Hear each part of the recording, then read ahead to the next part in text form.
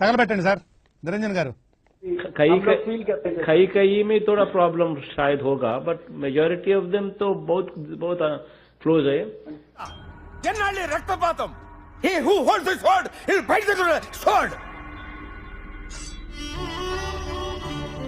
విన్న మీకు అర్థం కాకపోయినా కత్తులు దించేశారంటే మీలో ఇంకా మానవత్వం చచ్చిపోలేదన్నమాట. ये अंदर देना बोले तो స్థలం रहना नहीं. స్టాప్. ఎన్నాళ్ళీ హింస, ఎన్నాళ్ళీ రక్తపాతం.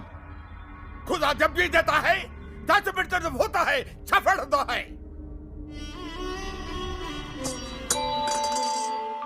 ఈసారి విన్న నీకే కాదు అన్న నాకు కూడా అర్థం కాకపోయినా నువ్వు కత్తి వదిలేసావంటే నీలో ఇంకా మానవత్వం మిగిలింది.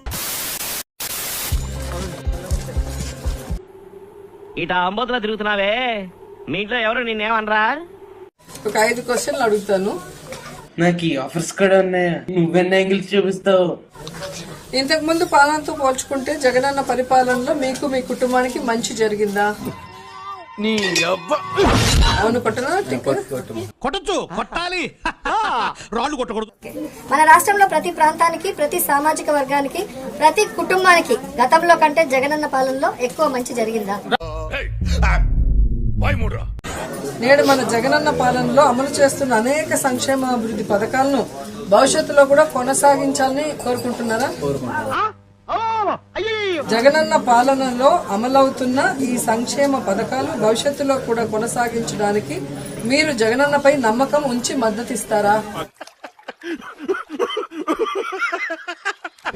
ఇంతకు ముందు పరిపాలనతో పోల్చుకుంటే జగనన్న పరిపాలన బాగుందా? ఏదైనా ఒక విషయం సగం వింటానికే చిరాకు నాకు. రెండోసారి కూడా వినాలా? ఈ వీడియో నచ్చితే మీకు ఏం చేయాలో తెలుసు కదా. Like, share and